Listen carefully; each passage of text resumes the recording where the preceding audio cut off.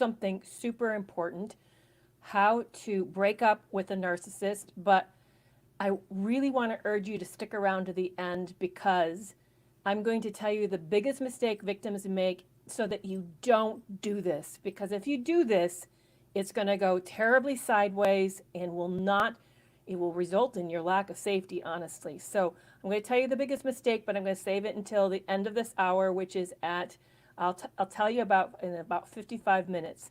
But I have a whole lot of information I want to cover today. So it's going to be jam-packed with info. I'll try to take your questions throughout this, but I want to talk about how to prepare and get ready for breaking up with a narcissist. I want to actually cover 3 different areas. I want to tell you steps to take to get ready. Then I want to go over the biggest obstacles you're going to face.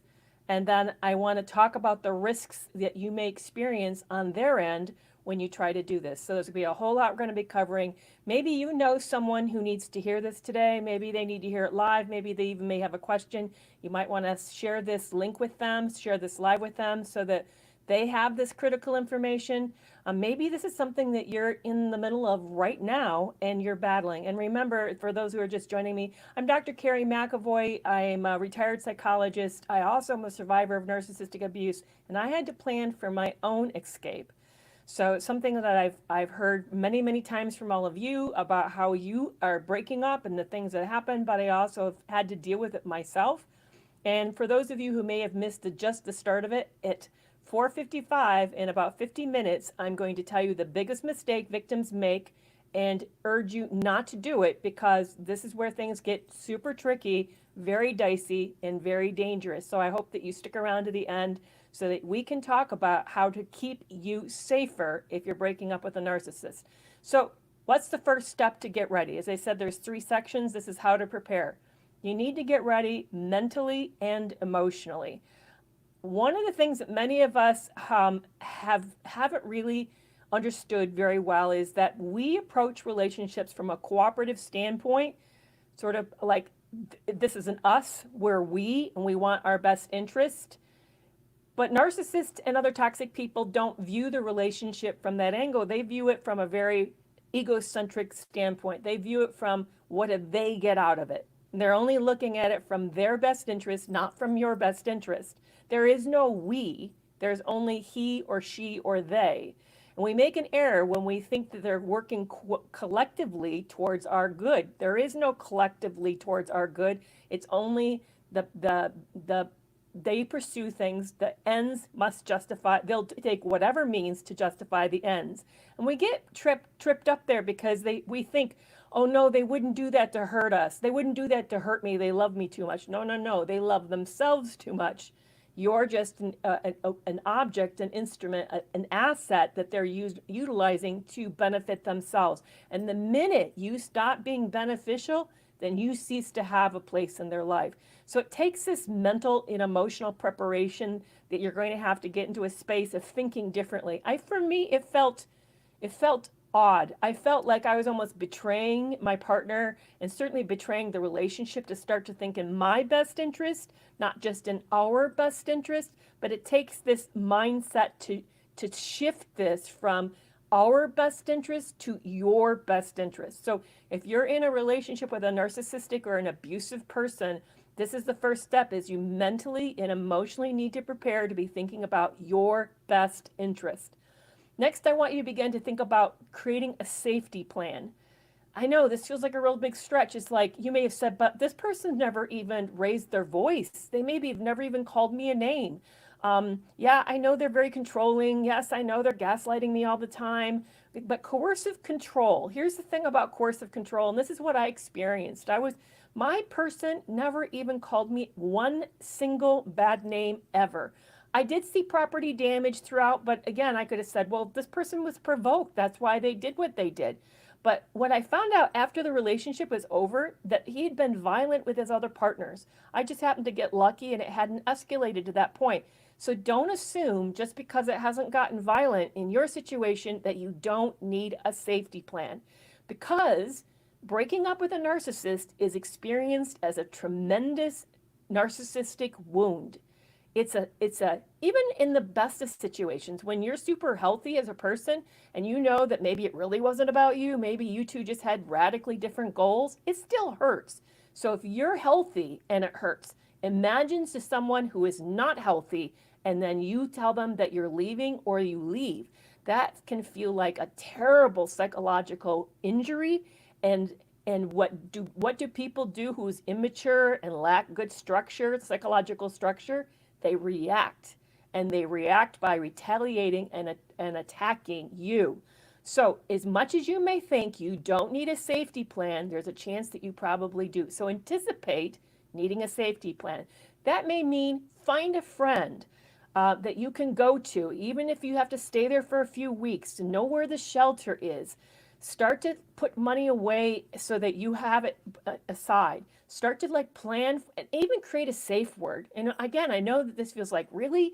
I need a safe word? Yeah, you actually may need a safe word. When I went to break up with mine and to leave that weekend, I rented another place to stay in case it just went all bad and that I could exit to this location that I knew that this person didn't know, just in case I needed to do that. Now, I didn't need it, but I didn't know that I wouldn't need it. So that's the second thing, is be sure to create a safety plan. Number 3, I want you to gather evidence. Again, you may think, but I'm not a detective. Why do I need to go to these lengths? This feels like ridiculous.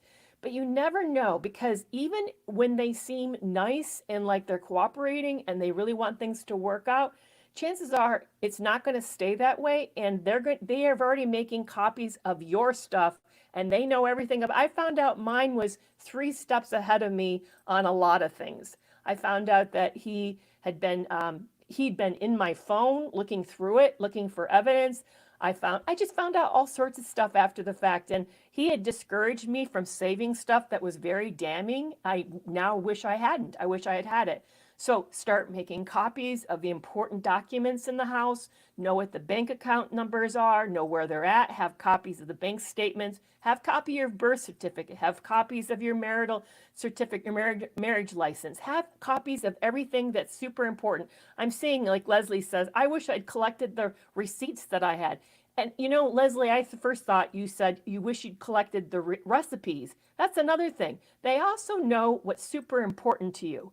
So start making copies of things that really you value, because chances are it's either going to go missing, or they're going to take it, or they're going to do something to keep you from getting the things that you want that are super important to you. So anticipate heirlooms, valuable pieces, jewelry. One of the things I found, I happened to be in the house alone when thank you so much for the gift. I happened to be in the house alone when I was preparing to leave. He was out of town. I did that on purpose.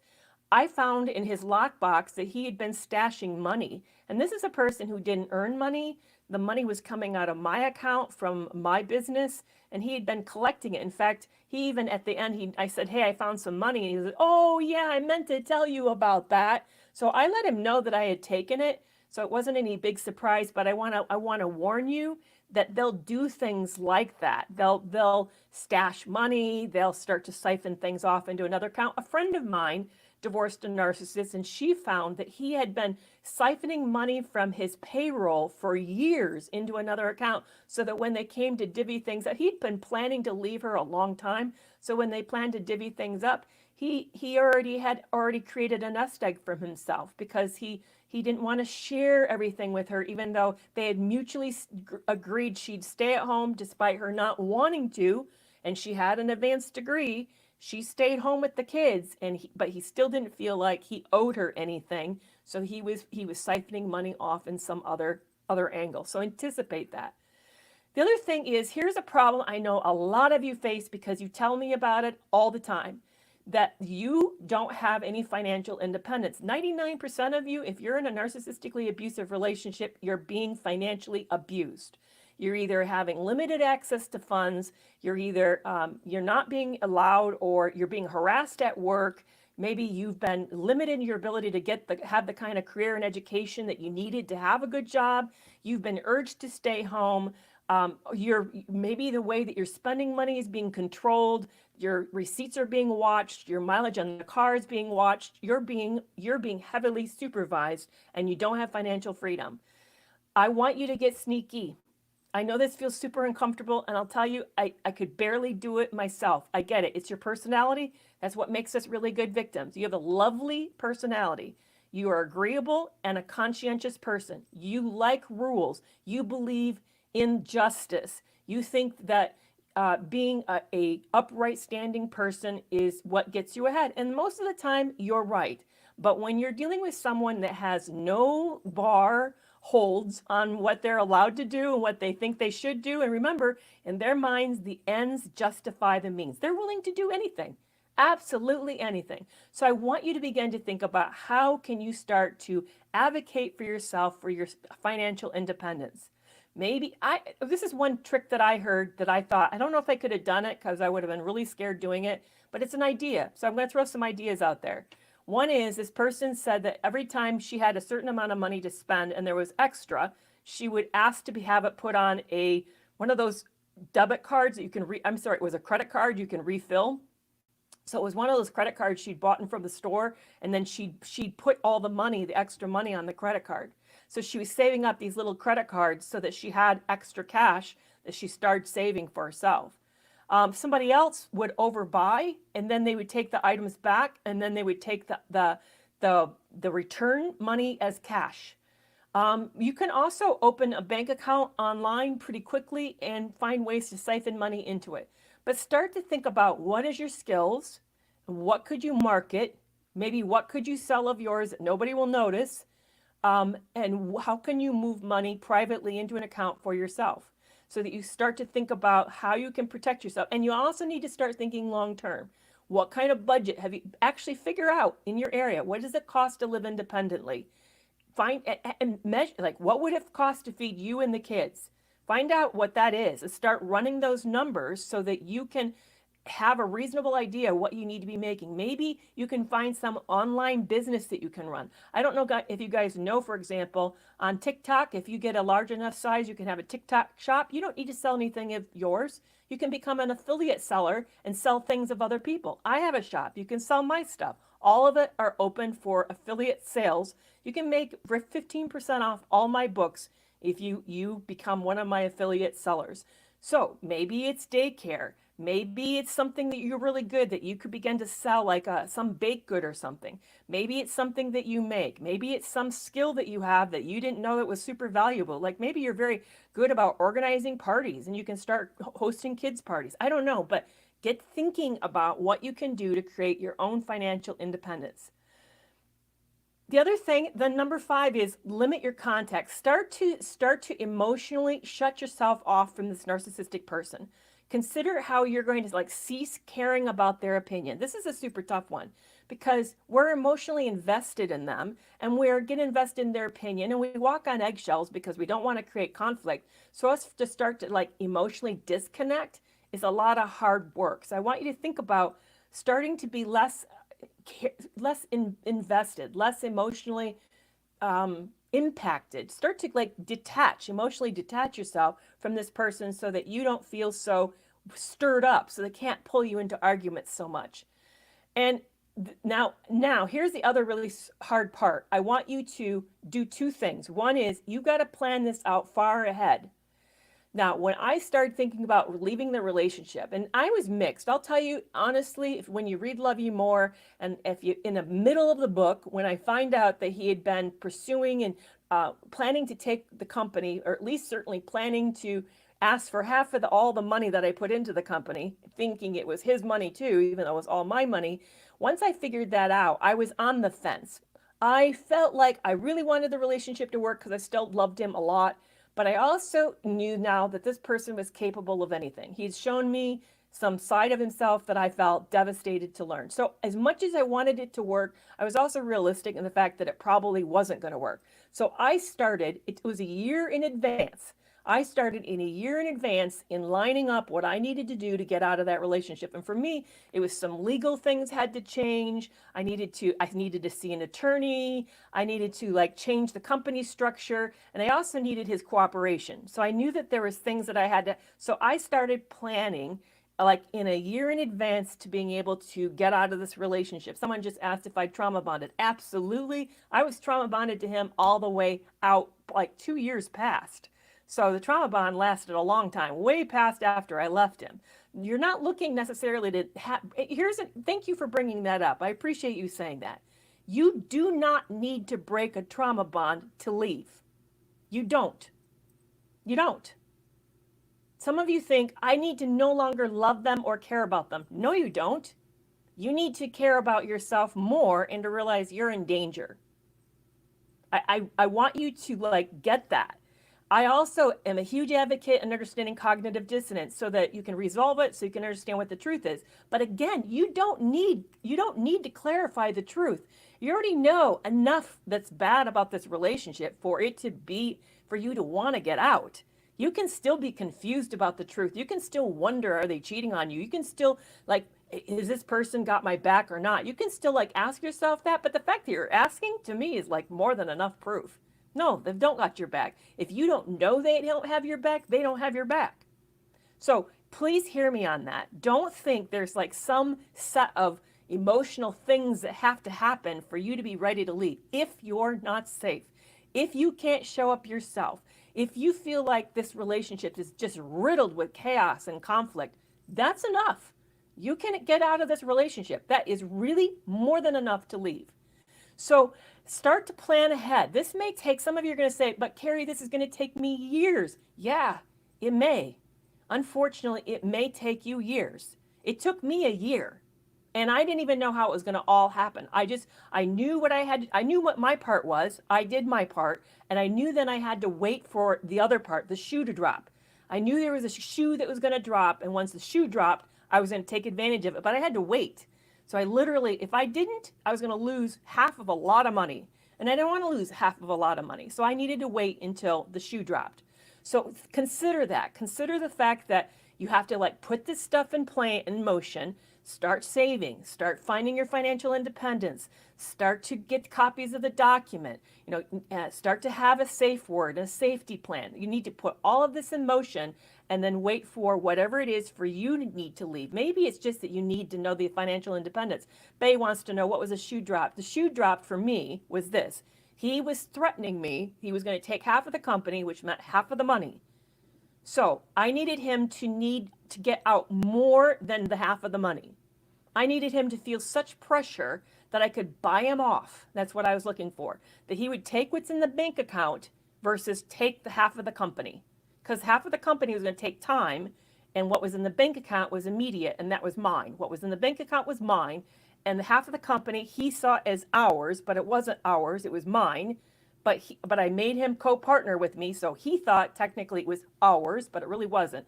So I needed him to get into trouble and need the money so that I could then use it as a leverage and say, sure, I will give you that money. You sign off on the company. And then and sure enough, it happened. He needed the cash, got into trouble. He needed the cash. I said, okay, let's go see the attorneys. You sign over your half. I'll give you what's the cash sitting in the bank account. So that's how I did it. But what's your situation? I don't know. It's going to vary from person to person to person. So, but plan ahead. Do you see how I had a strategy? I had it figured out. I knew him. I knew his vulnerabilities. I knew what he would do. I had to play chess better than he was. And that's really hard because we're working with master chess players. So you got to get really good at figuring out what's this person's motivations? What really matters to this person? What do they really want? And what do they know about you that they're going to leverage against you? Because frankly, they are going to do it. And that nice period, that's just to manipulate you, to get you back off balance, and also to get you to kind of let down your guard and get you off your game so that you can that you give in on things that are really important to you. That's all that is. Watch out for that. Okay. Next thing I want you to do is, this is so important. I see this go wrong all the time. Please, please, please, please see an attorney. Get legal advice. There are attorneys out there who will see you for free, for a free consultation, for a free hour. Even if they don't, frankly, you guys, it's money well spent. It really is. It's money well spent, because here's what happens. Your partner is going to tell you they know the law. And they're going to threaten you. Like, if you do this, I'm going to take your kids. Or if you do this, you'll never get alimony. Or if you do this, you're going to lose the house. You know what? They're taking this off of, first of all, they're lazy people who don't research anything. And if they do research it, they research it with a very biased perspective. They are not attorneys, and they do not keep up with the constant changes that happen in the law. Don't assume, neither you, don't assume you know what the truth is, and don't assume they do either. They don't. I can't tell you the number of times as a clinician I would have clients that come in and tell me what they think is the rules in their state or rules in their country, and they were wrong because things had changed, and it's not how it's working. So please be aware that don't take their word for it. Don't take your friend's word for it. Don't take your word for it. Go see somebody. And if you can't afford it, I know there's a lot of legal aid that's available from at least in the United States. I also know attorneys who would be happy to spend some time with you. I know of them personally who are willing to do it. Call and ask. It doesn't hurt to call and ask and get a no. You're further ahead with saying, hey, can I meet with you for 30 minutes and find out something? You know, I may be hiring you, but I'd like to get a feel for something. Just check it out before you, don't make an assumption. We get in trouble when we make assumptions. Then I want you also to get emotional support. I know many of us that feel like our social support system doesn't get it. They're not really healthy. Maybe, by the way, Nebraska, I know Nebraska. That's where I got married. I know there's very good legal help in Nebraska. And Omaha, for example, is very large. And you're not that far from Lincoln. So please, I know that you feel like you don't have options. You actually do have options. So, and you're right next to Iowa with Des Moines. Des Moines is a much bigger city. And then Kansas City's not very far ahead. And neither is Minneapolis. See, I know that area. I've lived in that area. You're like 3 hours from really great, big, large metropolitan cities. So please don't think that you don't have resources, because you do. Yeah, exactly. It has a YWCA, it's going to have DV, and it's going to, you're right, women's legal support. It is. I know that. So don't see that discouragement. That's what happens to us. What I can tell, Melissa, is that you've been in a relationship and they've been beating you down and you're feeling exhausted and you're starting to feel hopeless. That's what happens to us. We start to give in because they're so good at this that we just feel wore out and we stop having the resource, the energy to pursue this stuff. So I know you're hearing me like, oh, all this work and all this effort and like, please, I can't do one more thing. I so get it. I so get it. And if you guys are not getting to my newsletter, please sign up for, I have a free piece every week that comes out. And this next week, I described the coercive control I was living in, where he had me working 16 hours a day. And I was exhausted. And then he was keeping me with no sleep and running me on nearly no food. So yeah, they're very good at that. So please sign up for at least a free portion of my newsletter, but you might want even the whole newsletter, which is $5 a month. Okay, so find good support. And already some of you guys have been throwing out there like ideas like Domestic Violence Center, the YWCA, meetups. Believe it or not, meetups can act as a really good support. And the thing that saved me, because I was in a foreign country, is I got on Facebook and started looking for groups. And then I met some of the best support through groups on Facebook. Facebook saved my life in the middle of that relationship. So, and I have a relationship club. I know other people have relationship clubs. I have free resources. I also know other people have free resources. And I have a podcast that puts out really top-notch information constantly, and a YouTube page filled with great videos. So there's a lot of really good help out there, a lot of good help. So find support. Maybe it's not your own support system gets it, but that doesn't mean that there are not other support systems that are very, very effective and free and available. Okay, so let's jump into the biggest obstacles, because here's where you're going to get tripped up and things are going to go wrong. And for those who are joining me, there's 3 sections. Just as jam-packed. I'm probably not be able to take your questions because I have so much to say. We're talking about breaking up with a narcissist, which is your most dangerous time. And if you stick around to the end, which is at it's going to be in about another 35 minutes. I'm going to tell you the biggest mistake victims make that could cost you your life. And I'm going to tell you what it is and why you're going to want to do it and why you should not do it. So please stick around to the end because it's going to be a pivotal thing that I don't want you to miss. All right, the biggest obstacles. Narcissists, let me take a breath. Narcissists are masterful at knowing our emotional buttons, and they are going to either guilt trip you or love bomb you, but they're going to make you start to feel doubt about what you're doing and why you're doing it. Because one of the things they're super, super good with is they do what's called mind mapping. I know we talk about their low empathy. They're not low, they don't, it doesn't, please never take the idea that just because they're not empathic doesn't mean they're not good at scoping out the enemy. Think of a snake, okay? A snake does not care what it does to anybody. It has no feelings for its victims, zero feelings, but it's masterful at understanding its victim's behavior. That's called mind mapping. Narcissists are extremely good at mind mapping. They understand your emotions. They understand your motivations. They understand what upsets you, what your hot buttons are, where your leverage points are. They know them probably more instinctually and more sophisticatedly than you do. And you may think, oh no, I know myself really well. There's no way they can know me that well. Oh yeah, but see, they're a predator. And they've spent their entire life, this is how they survive. They play on other people's emotions to get ahead and to get what they need. So anticipate they're going to play your emotions. They're going to, like, mine was so good. I now look back at some moments. If you read Love You More, and the second time we go in for a lie detector test, and he's threatening he's going to leave me, and he's handed me his credit cards, and I'm scared.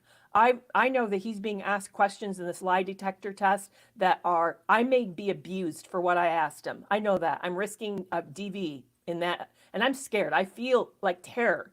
And he shifts it at the end, and he says the most emotionally powerful, like, it just blew my mind. I thought, oh, he understood. He gets me. We're going to be okay. No, no. What I now know in that moment, what he said was a play. He knew that he had revealed how furious he was and that he had now tipped me off on the fact that there may be severe retaliation coming and that he was strategizing against me. So he threw me off by telling me what I wanted to hear. That was the most amazing, insightful, psychological thing that you could ever say. He says.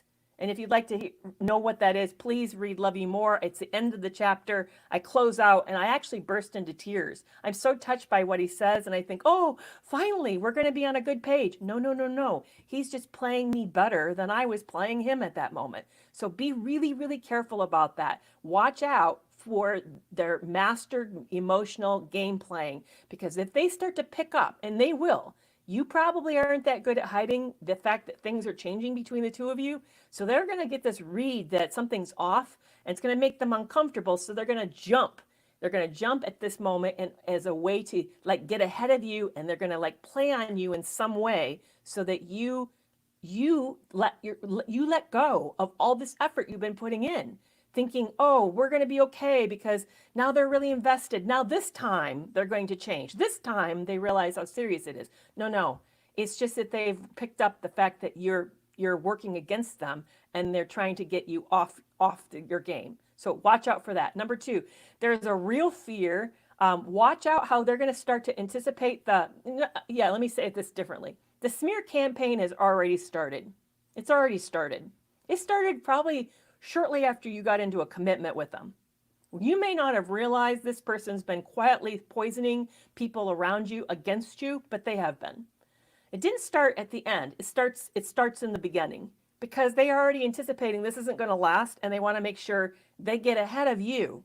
So what they're going to be doing is they're going to anticipate your behavior and what you do when you get reactive, and they're going to start saying these things about you.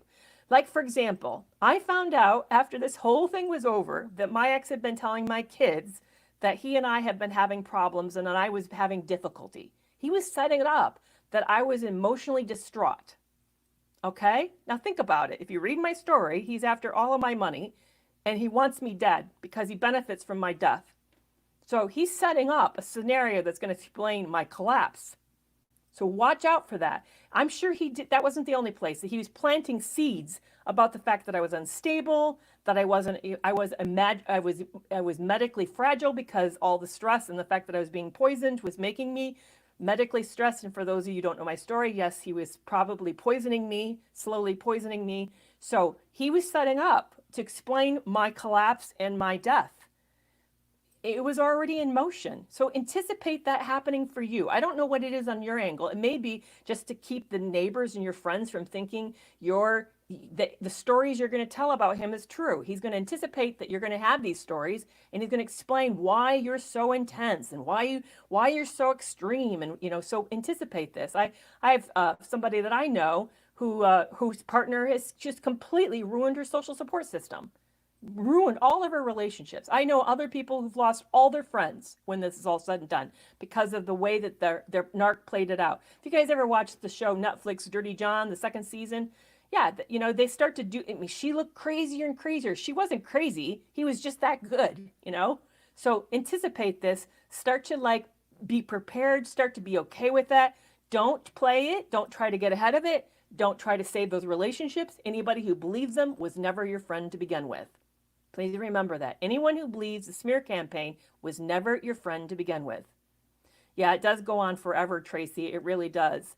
And yeah, April, it was super scary. When I found out the magnitude of the things that mine was up to, absolutely. And I do agree, Chris. I love that biblical saying of be gentle as a dove, but wise as a serpent. We need to be ahead of them. We really do.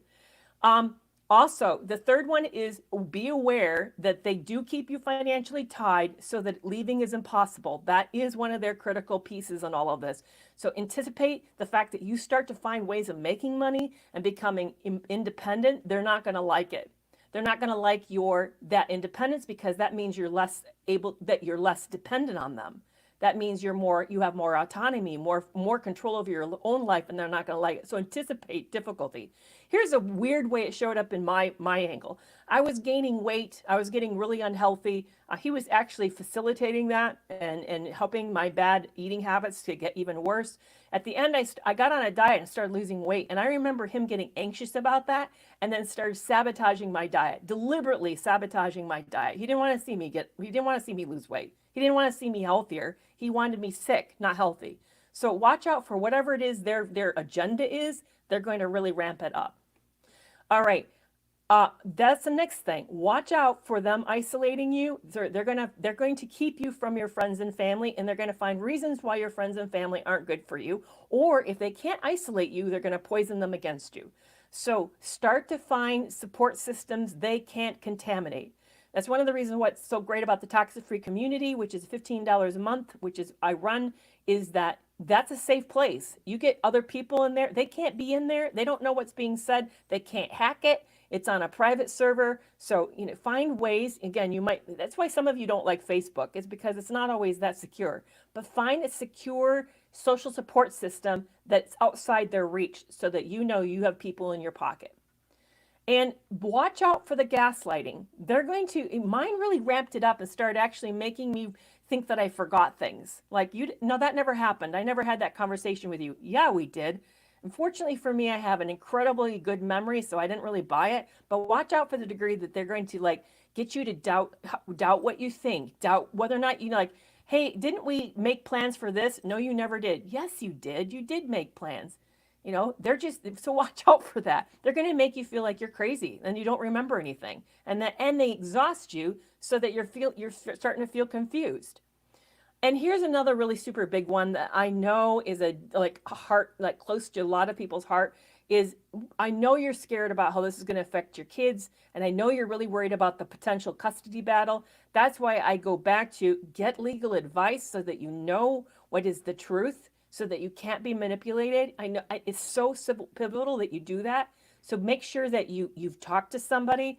But here I want to, as a psychologist whose specialty is with children, actually, I've had lots of training and education in child psychology. You're less effective of a parent when you're living in an abusive situation. So even if the kids are splitting 50-50 with the other parent and they have to go over there, the fact that you're healing and becoming healthy and they have 50% of the time with that, you cannot underestimate the significance of that. It really is. It was really, really important that you do that. I know people are now questioning the poisoning, didn't I go have blood work? No, guys, I knew it was happening, but I didn't know it was happening. By the time I really realized that it probably was happening, it was 2 years had passed. And for those of you yeah, but you could have checked. I also, guys, I don't have much hair. I wear a wig. I have significant hair loss. It wasn't like I could go in and have my hair tested. What hair would I have that was old enough to show the evidence of that in my bloodstream? I couldn't be able to do that. I did talk to I talked to a doctor. I talked to a poison control nurse. I gave them all my symptoms. They agreed I had been exposed to heavy metals. I suspect he was spiking my evening limonades with arsenic. It was easily accessible with where we lived. It's invisible. It doesn't have an odor. It has no flavor, and I wouldn't have known. And I was showing signs of arsenic poisoning. I had maze lines across all my fingernails. My toenails are falling off. I collapsed on a plane. They thought I'd suffered a heart attack or had a stroke.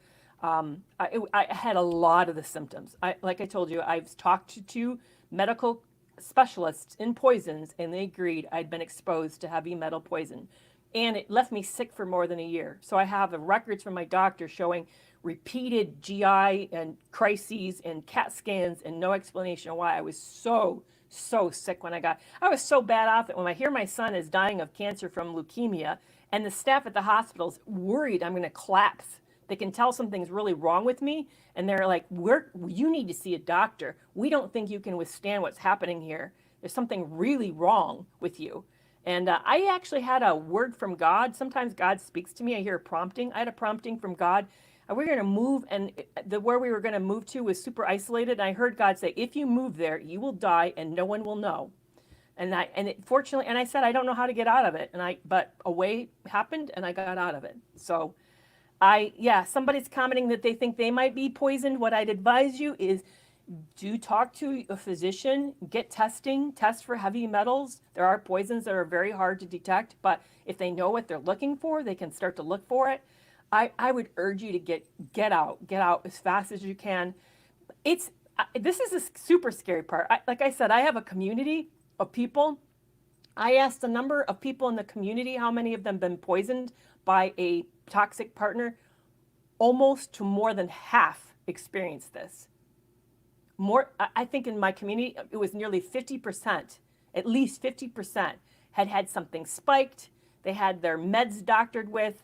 They'd been ingested something they shouldn't have ingested. They had been fed something horrible. So this is not rare. This is common, more common than we like to think. And at first, when I said it out loud, I felt crazy. I felt like no one's going to believe me. I sound like a lunatic that is saying this. It wasn't until, even though when people reading the book as I was writing it, I had people editing with me, and they would say, Kerry, you were really sick. There was something wrong at that. And, he had a lot of reasons not to want you around. He was going to inherit the business, for one. I think he was poisoning you. And even though I myself was researching poisons at the end of the relationship, so I had all this, again, I said, you don't need proof. I mean, my gut was saying something's really wrong. I mean, my toenails falling off and my fingers are lines across them, super sick. And anyway, I started interviewing his other wives. He had been married. I was number 5. I remember I had a premonition on that. I always thought, King Henry VIII, number 5, lost her head. I'm like, well, that would be really awful. And I thought, why am I thinking something so bad? By the way, Gavin DeBecker says, don't underestimate those instinctual thoughts like that. They're usually your gut, your instinctual self recognizing danger when you can't recognize it. So I had that thought when I met him, is I don't want to be King Henry VIII's 5th wife. Anyway, I was interviewing his past wives, and the one of them I couldn't get a hold of for a long time finally returned my phone call.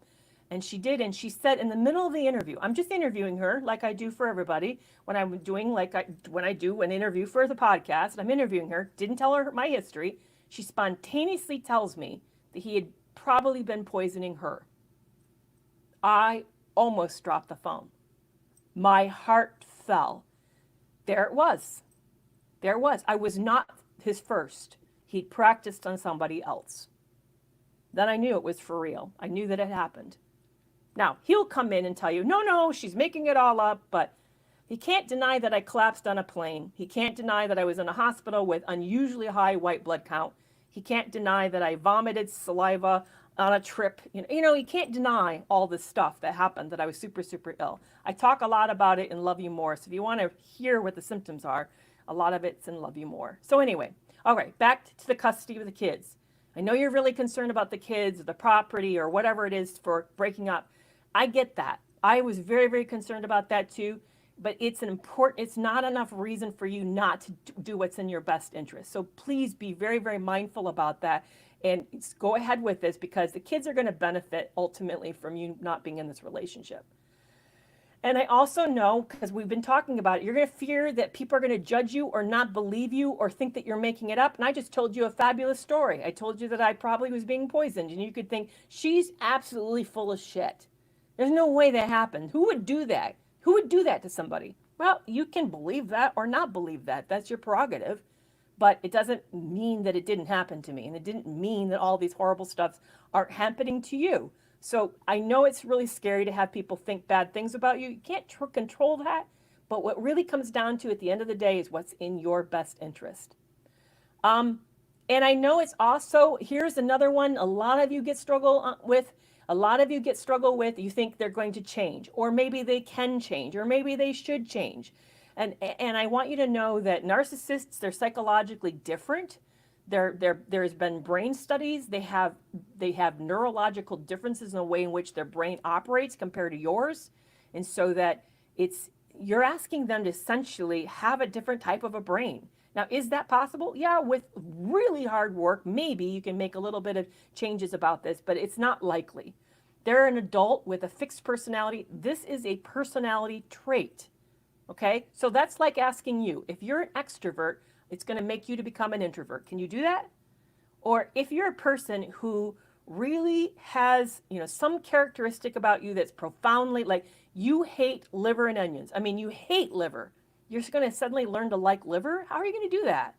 You're asking this person to make that kind of profound difference in their life. They're just not, it's not possible, not capable of that. Don't hold on to the hope they're going to change. If they change, it's going to be minuscule, and it doesn't mean it's going to be a whole lot easier to live with them. And I also know that this relationship has been one of which has been wore you down. That's the whole goal of it. From the beginning to now, you have been in this incrementally pace of that's eroded your self-confidence, diminished your belief in yourself. You feel like you've betrayed yourself, and then they've exhausted you, and now you feel like you've been backed into a corner. And if you were like me, which most of you are, you feel like you're not facing a lady and the tiger decision. You ever heard of that story where king came in and said, if you pick the right door, you get to marry my princess, my daughter, but if you pick the wrong door, then a tiger's going to eat you? And so you either get this really great reward or you get this really nasty, like life-ending decision. And you feel, but what it feels like for those of us in this relationship, it feels like it's a tiger, tiger, tiger, tiger. There is no princess door. There is no great story. It's going to be just all lose. It can feel really like that. I want you to know that as much as it may feel like that, and you probably are going to lose something you don't want to, your life, your freedom, your health is worth it. It's so, so worth it. Okay, so let's jump into the greatest risks. I know in about 5 minutes, in about 10 to 12 minutes, I'm going to share the biggest mistake victims make, but let's talk about the biggest risks. The biggest risks is that you're at the greatest physical risk of your relationship when you attempt to leave. This is when most of the violence occurs, and I've already explained it's because it's experienced as a narcissistic wound. They see it as a profound rejection and abandonment, and instead of them dealing with it and having the maturity to know what to do with it, they retaliate against you for insulting them by considering that you would exit this. I want you to, again, go back to, you need to have a safety plan. You really need to have a safety plan. Anticipate possible lack of safety. Also, the emotional and psychological abuse is going to get worse. Not only is it the worsening, darkening period of time, but it also means the love bombing or the breadcrumbing is going to even get more. That swing that you experience of the highs and the lows is going to be intensely worse. Kate, actually, the Facebook group is not in my link in my bio where you can find it. I don't advertise it much. It's kind of hard to find.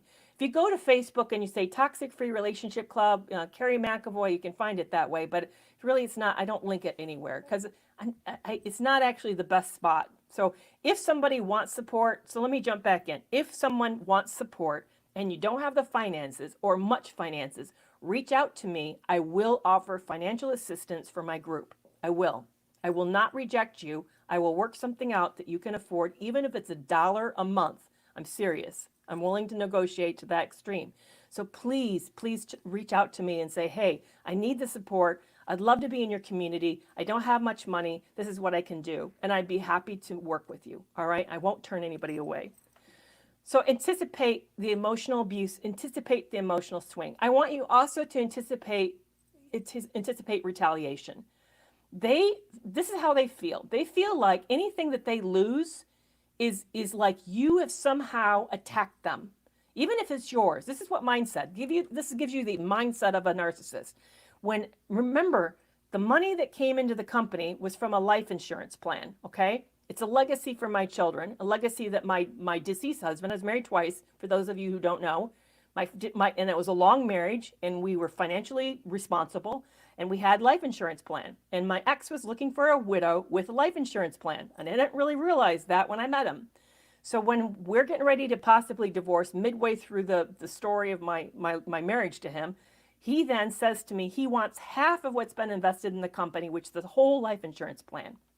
And then he says this, life's never been fair to me. Why should it be fair to you? That's how he justifies asking for basically the bulk or half of that life insurance plan. It hasn't been fair to him. Now, granted, fair to him? This is a guy who spends money like water, who gambles, has a lot of addictions, and he's spending it in very irresponsible ways. He went through $8,000 in a Mexican economy in 3 weeks. Try to do that. See if you can spend $8,000 in 3 weeks in Mexico when it's like not an expensive part, in an inexpensive part. See how fast you can do that. It's hard work, but he did it. Okay? So he's saying to me, the fact that he has no money because he spends like this is not fair, and that the fact that I'd made all these great decisions was unfair, and he has a right to my money. That's how they think. I want you to know that's how your partner thinks.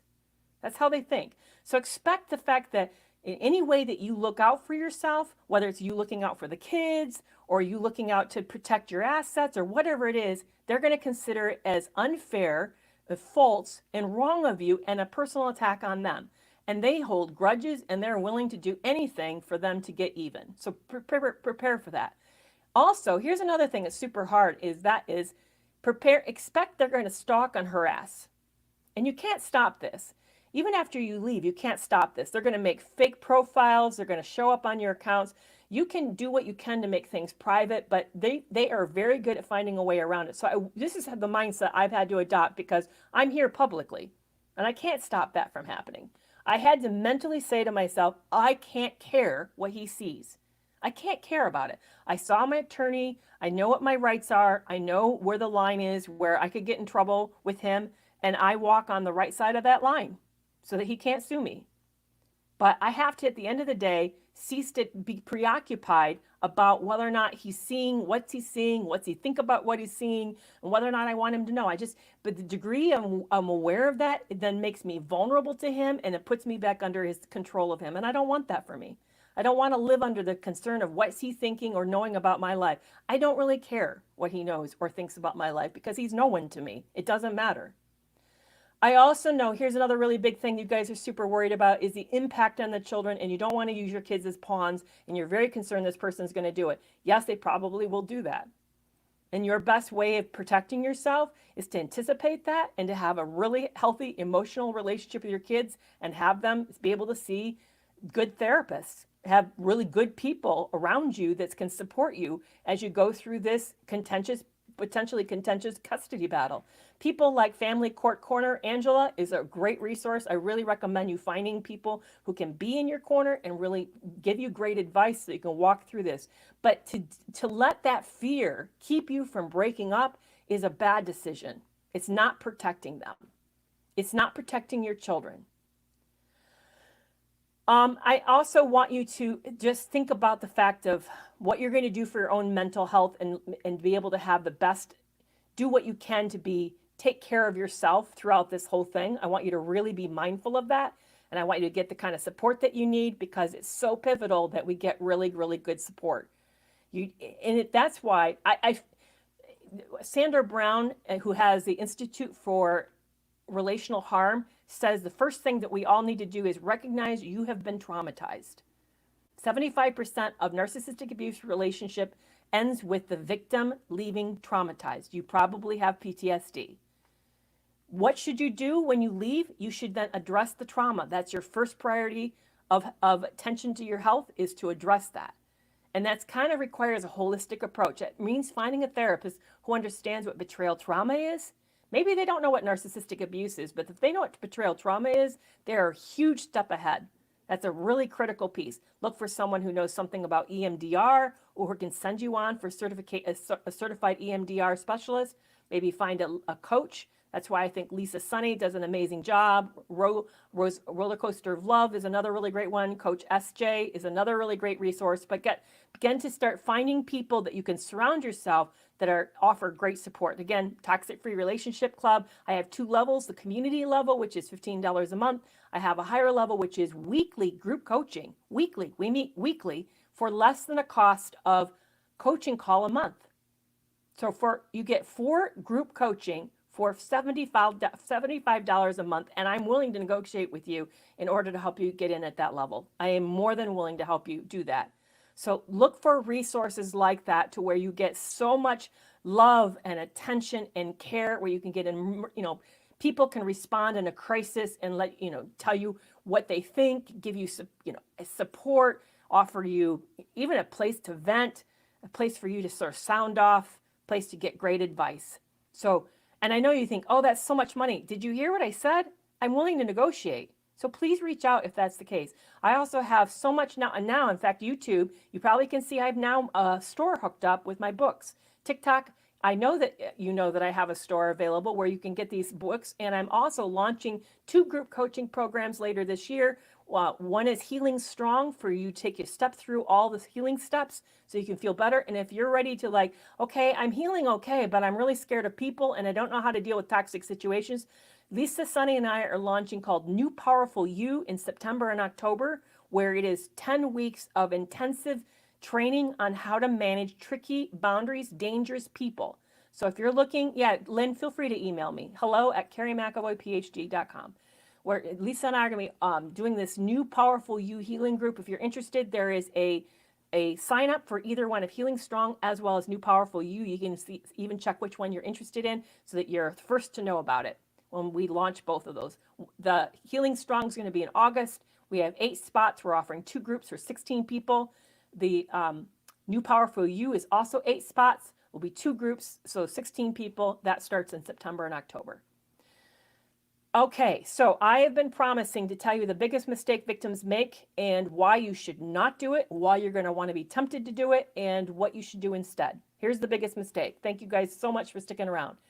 You're going to want to tell the narcissist your plans. You're going to want to say, I've been thinking about leaving. You don't want me to leave. You really should start working on these issues. Or, I really don't want to leave, but I think I may need to leave, and these are the reasons why. I know why you want to do that, because I wanted to do that. And I've seen everyone that I work with wants to do that, because you so don't want to go through the efforts of having to do all of the things I just said. You don't want to face these obstacles. You don't want to have to do this work. It's too hard. You're exhausted. And you just wish. It's like yelling at the kids, don't run through the whatever, and while they're running.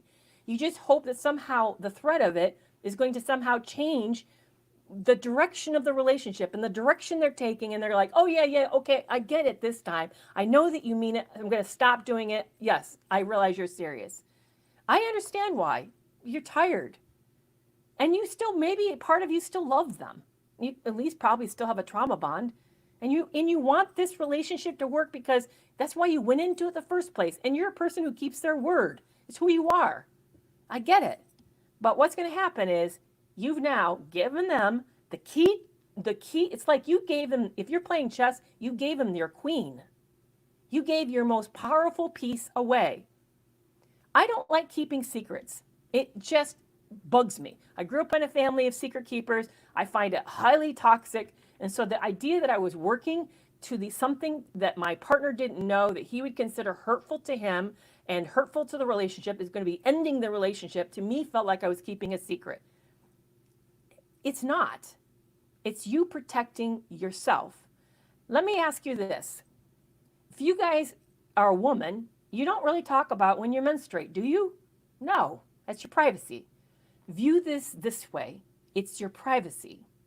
It's not that you're trying to keep a secret. You've realized that you need to take care of some parts of yourself that you don't let other people in on. This is one of these things you're not going to let this person in on. They have lost the right to know this about you. They lost it when they betrayed you that first time. And now it's been the 20th to 100th to a 10,000th time. They lost the right to know these things about you. So as much as it's against your nature, as much as it feels like it's against the relationship, as much as it feels like you're tired and you want to like really give into this, it will only backfire. They will use it as strategy. They will now anticipate your next move. They will also ramp up the emotional abuse on you. And they're going to also anticipate the legalities and may have a jump ahead on that. Mine actually, I think, was talking to attorneys on the side. I'm sure he was getting legal advice against me before I was already seeking an attorney, because I didn't know how to keep some of this to myself, because it feels so uncomfortable to me. So I want to warn you, as much as you want to let them in on this, and it may be because you want to leverage it, as hold it over them as a threat. Maybe it's because you really love them and you wish they'd love you back that much. Maybe it's because you're just really tired and you don't have the energy anymore and you just want this to stop. I get it. But if you do this, you've given away your biggest chess piece in the game of chess. You've given your queen away, and it's going to hurt you. It's going to hurt you. All right, so I have a few minutes that I can take your questions before we wrap up today. What do you guys, I know that you guys on TikTok have been really talking to Lynn. A lot of you have been really concerned about Lynn. And so I'm glad you've been supporting her so much. There's been a lot of activity on YouTube. You guys now, YouTube, my books are now for sale. You can actually buy either the digital version as well as the paperback copies of them. The paperback copies come from me. I autograph all of them. So I hope you guys didn't mind that I made this hyper educational. I just feel this is pivotal because I know you guys are in danger when you try to leave. I know that. So I really want you guys to have a lot of good information. And Lynn, I'm so glad that you're feeling loved on by this group and that you're getting so much great help by being here. And yeah, Lynn said, thank you so much. She's crying. So I really love and appreciate all of you. I try to get to know you, and Nerdy Dirty Beats, and I love that title. It kind of rolls off your tongue. I do this every Tuesday at 4 p.m. Central Standard Time. And I actually advertise it on YouTube and Facebook a week ahead. So tomorrow so for those of you, the next week's topic is back on coercive control with covert narcissists. So if you guys are struggling with what is covert narcissism, what is coercive control? How do I know that I'm being coercively controlled? What's ambient abuse? All of that, you need to become a subscriber as either on Facebook or a subscriber on YouTube for the warnings. I need to get better at making the events on TikTok. I will start to do that. I will create the events a week ahead, or at least like 5 days ahead on TikTok as well, so you guys know what the topic is. I do like coming in prepared because I love to educate, because it's so important. I think good education is critical, because then you go out armed. You can go out and you be more self-protective. So, yeah, RWD is saying she's used Grey Rock methods and it works. It does. It's not great if you're in a custody battle. It's not. I wouldn't recommend that, but it is really great. It's great when you're in the relationship and you're not in a legal battle with them. So again, the trick to the Grey Rock, why it's so effective, is because you're emotionally detached. So you don't actually have to do specifically a Grey Rock technique. You just have to cease caring about what they think and feel about what you have to say. You have to cease caring about their opinion. Your most powerful advantage all the time with a narcissist is your apathy. See, the opposite of love isn't hate. That intensity you're feeling, that means you're still emotionally enmeshed with this person. The opposite of love is indifference. It's apathy. By the way, for those of you who don't know, and I know a lot of you have stuck around to the end because you wanted to hear my last piece of advice, I'm Dr. Kerry McAvoy. Dr. Kerry, you can call me Dr. Kerry. It's so nice to meet you guys. I'm a retired psychologist. These days, I primarily provide education. A lot of you want to know if I provide one-on-one counseling. I don't. I provide group support. I have group coaching programs. I have group coaching at itself. It's a club. You can get into the club. And again, I offer financial assistance for anyone who asks. So this has been super, super amazing. I'm so glad that you guys are here and that you stuck it with me for this whole hour for this topic on how to break up with a narcissist. And I really hope that it keeps you guys safer. That's the goal, because I'm super invested in you all and I appreciate you dearly. Love you so much. You guys take care. I'll be back here next Tuesday. Bye-bye.